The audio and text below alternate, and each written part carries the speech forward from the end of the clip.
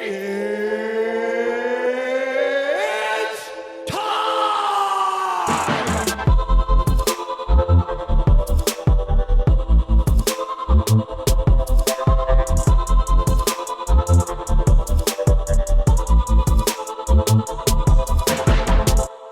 BTC is in the early stages of its final parabolic bull run, something I have termed the last hurrah. It's the last time the markets are going to go bananas, the last time retail investors can turn hundreds of dollars into millions. Why do I believe this to be the case? Well, it comes down to one abbreviation: ETFs, or exchange-traded funds, the monetary vehicle Finance 1.0 will use to get full control of Bitcoin. How will this play out? We'll find out in about 10 minutes, because it's time for Chico Crypto.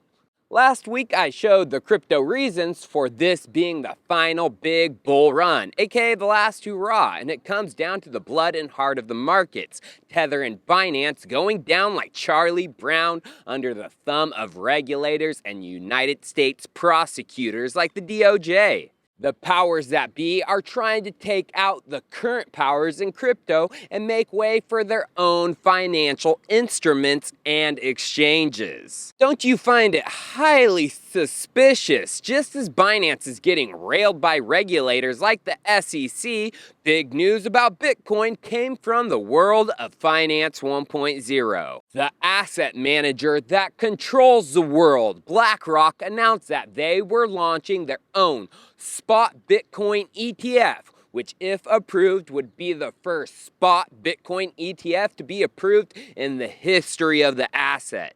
For the past nearly 7 years, many entities have tried to get a spot ETF approved by the SEC, and they all have been rejected. The Winky Twins in 2017, Direxion in 2018, Bitwise in 2019, US Bitcoin and Treasury Investment Trust in 2020, Van Eck and Valkyrie in 2021, and finally Fidelity even in 2022. Actually, in total, 28 spot ETFs have been rejected by the SEC since 2017. But this time with BlackRock, it will get approved. Why? Well, if you didn't know, BlackRock, who has been the financial arm of the government for decades, has a 575-to-1 success rate of getting ETFs approved by the SEC. If BlackRock wants it, our government approves it 99.8% of the time. Because BlackRock owns our government. A leaked talk with a BlackRock recruiter is hitting the Twitter news airwaves.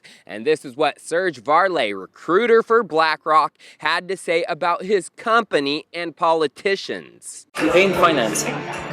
Yep, you can buy your candidates. Obviously, we have the system in place. First, there's the senators. And these guys are rich. You got 10 grand, you can buy a senator. I can give you 500K right now.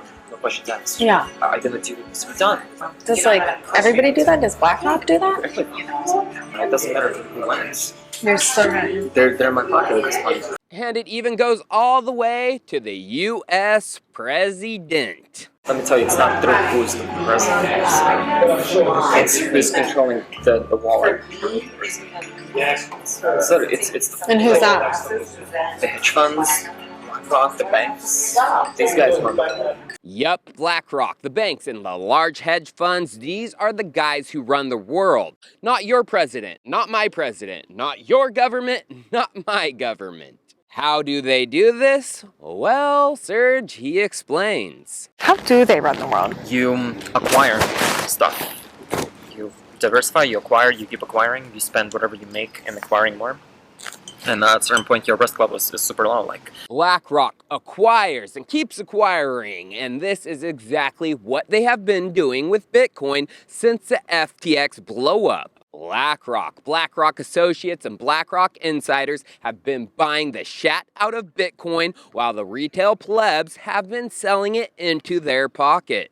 Why is BlackRock and friends buying the shat out of Bitcoin? Well, because BlackRock is going to pump the bejesus out of Bitcoin once their ETF is approved and it goes live, giving access to Bitcoin to our moms and dads and grandmothers and grandfathers like never before. They are going to give them the illusion that Bitcoin could make them rich. I'm rich, biatch! Just like what happened with gold back in 2003 when the first gold ETFs launched and were approved. Remember, folks, the more things change, the more they stay the same. Checking out the price of gold, we can see that there was nothing happening with the price of the commodity for 20 years. It ranged between $200 to $500 from 1985 up to 2003.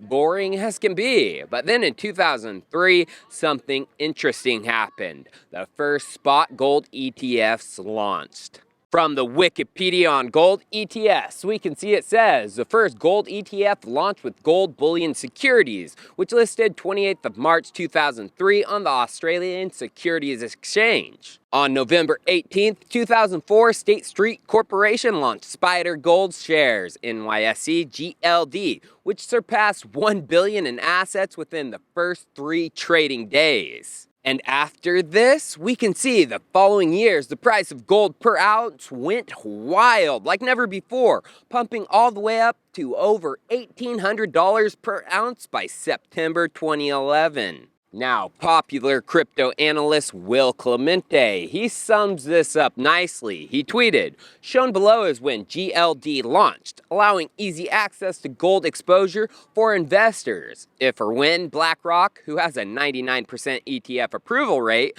Bitcoin ETF launches, very similar structure to GLD, expect similar price action as it unlocks access to Bitcoin exposure for the masses. Your mom, your dad, your grandma, your grandfather." So, will it unlock exposure to the masses? Well, CEO of Blackrock, Larry Fink, just recently talked about Bitcoin after the announcement of their ETF. Let's listen to what he had to say about BTC. The hits on BlackRock's on our website was 3,000 on COVID, 3,000 hits on a monetary policy, and 600,000 hits on Bitcoin. So what that tells you is Bitcoin has caught the attention and the imagination of many people. Many people are fascinated about it. Many people are excited about it, but it's still untested. It's still a pretty small market relative to other markets. It can be, we see these big giant movements every day. It's a thin market. And so can it evolve into a global market? Possibly.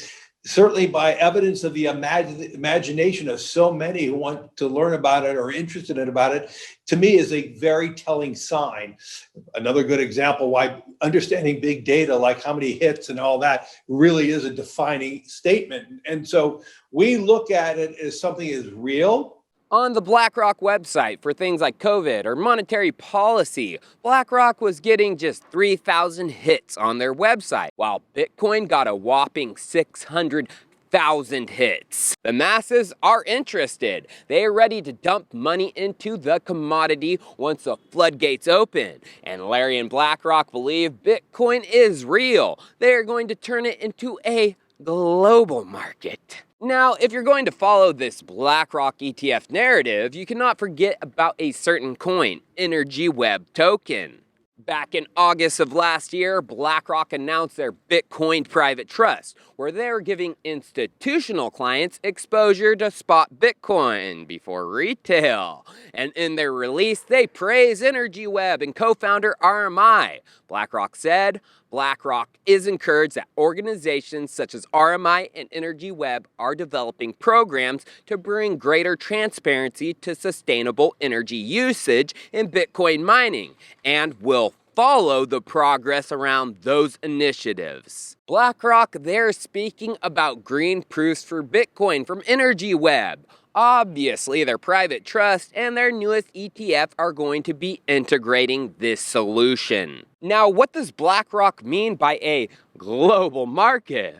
Well, I'm no dummy. I know BlackRock. They want full control of Bitcoin so they can defend the dollar. They are the government's financial arm. This is exactly why gold ETFs were launched, to make early investors rich, and once retail plebs bought, they could manipulate it up and down to make investors even more rich, while retail suffered and the dollar was defended against a competitor. Looking back at the price of gold, we can see after 2011, the price crashed, and it was held under that 1800 level for 10 years, all the way up until 2020. And since 2020, the price has crashed, pumped, and is barely above that level today. Gold investors have made it Jack McScooty Booty. Gold has been a pretty terrible investment as gold threatens the dollar and they have power over gold trading. And guess what happened through that time where gold could not gain anything? The powers that be were manipulating the shit out of it. Just last year, JP Morgan traders were convicted of manipulating gold through a number of tactics. The Justice Department release says, the evidence at trial showed that between approximately May 2008 and August 2016, the defendants, along with other traders on the JP Morgan precious metals desk, engaged in a widespread spoofing, market manipulation, and fraud scheme. This is just one example. Here's another with Deutsche Bank traders. And the article on this says, prosecutors behind a sweeping U.S. crackdown on market spoofing scored a big win on Friday when former Deutsche Bank traders Cedric Chenu and James Vorley were convicted of fraud for manipulating gold and silver prices. A federal jury in Chicago, after 3 days of deliberations, concluded Mr. Chenu and Mr. Vorley made bogus trade orders between 2008 and 2013 to illegally influence precious metal prices. Vaulted.com has a great article on the truth about gold manipulation,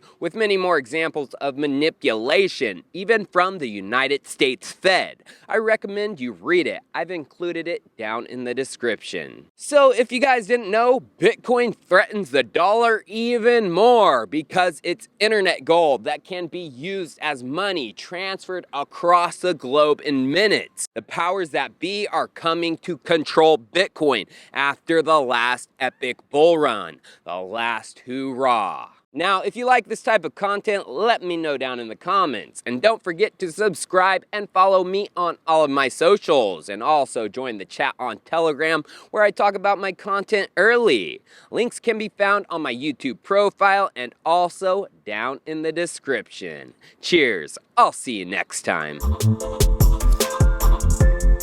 The most trustless name in news.